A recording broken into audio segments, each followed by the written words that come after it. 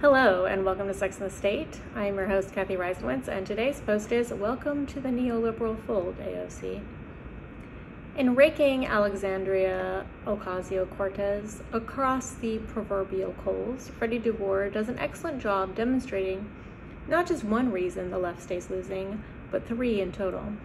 I wrote about her last year in AOC Addresses the Burdens of Masculinity.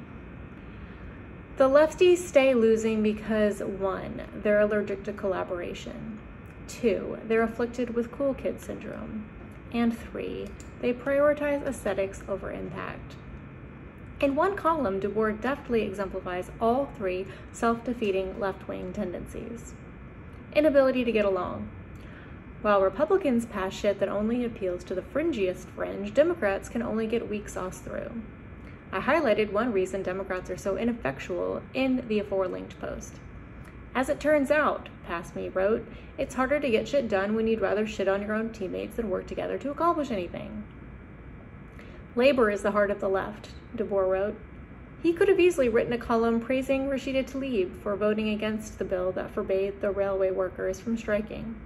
Instead, he wrote a column attacking AOC for not being lefty enough.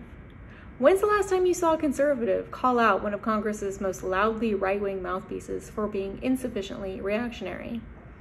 The right doesn't constantly purity test each other and perform ritual castings out because the ROI is negative. Hipster politics. There's a difference between popular and cool. The two are actually, at least to some extent, mutually exclusive. Jason Aldean is popular, according to Billboard, but he is not cool. Flatworms are not popular as far as I can tell, but according to a website that ranked first when I Googled indie music magazines, they are cool. The far left and far right both necessarily eschew the popular political orientation. And the far left, more than the far right, choose the option that is cool. A sitting senator protesting immigration restrictions at the border is the political equivalent of the hipster who earns $150 an hour spending 20 minutes making himself a mediocre pour-over. Just a wildly inefficient way to broadcast your sophisticated tastes. Evidence aversion. What Jeremiah Johnson wrote this week about the banana discourse explains the situation well. Beginning a very long block quote. Left politics is split between pro-growth leftism and degrowth leftism, and the two tribes are wrestling over the metaphorical steering wheel of what leftists should believe about economic growth. The pro-growth camp is by far the bigger camp in the real world and argues that socialism can and should deliver economic prosperity and growth to all people in a fair and sustainable way. This camp also has a mainstream equivalent of non-socialist center-left thinkers, the abundance progressives or supply-side liberals like Jerusalem Demsas, Ezra Klein, Derek Thompson, etc. The degrowth camp is much smaller but includes quite a few notable personalities on Twitter. They're dead wrong about every major belief they have, and their ideology would immiserate billions of people. We can decrease carbon emissions while growing the economy. International trade and globalization decrease poverty. And there's absolutely no reason to think that in a socialist world, tropical nations would for some reason stop exporting produce to countries in cooler climate. It's all just nonsense. I'm grateful that degrowth is still incompetent enough to think you should not ever have bananas is a winning political message. End quote.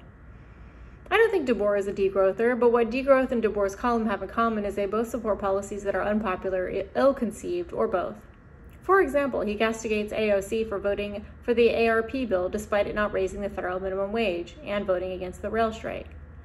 Voting in favor of the rail strikers and a minimum wage increase is one way to empower labor relative to capital, but it's kind of a stupid one. The evidence and support for raising the federal minimum wage are mixed at best, and voting against the rail strike would have been similarly unpopular and ineffective. There's a reason 8 out of 12 transportation unions involved in negotiations approved of the deal. They seem to believe a 24% raise over 5 years and an immediate $11,000 average payout were reason enough to thwart a national rail strike which would have fucked over a whole lot of people to get 100,000 workers paid sick leave. AOC could much more effectively empower labor relative to capital with fewer unintended consequences by introducing a bill to ban occupational licensure laws, for example. She could introduce legislation that penalizes municipalities whose restrictive residential zoning artificially inflates housing prices. She could implement other pragmatic policy solutions that promote upward mobility for all working Americans. To my knowledge, she's done none of that. So DeBoer could castigate her for that failure. But instead, he takes her to task for crying on the floor of Congress over a bill to fund Israel's Iron Dome and then voting present rather than no. I hope you bought a mug warmer for that poor oversight. To be real for a second, most of DeBoer's column is the gossipy celebrity culture, tribal warfare wrapping necessary to get anyone to pay attention to anything these days. I suspect one simple question is the real point here. Where is all the money going? Individual donors have given millions and millions to Bernie Sanders and co.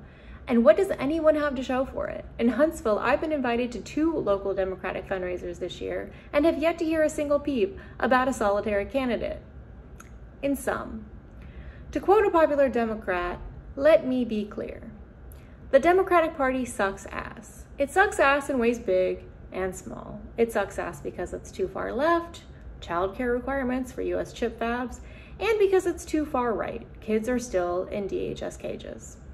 But I can just about guarantee you that in the long, long list of reasons the Democratic Party sucks ass, you'll find DeBoer's particular policy disagreements near the bottom, or at least the bottom of the middle.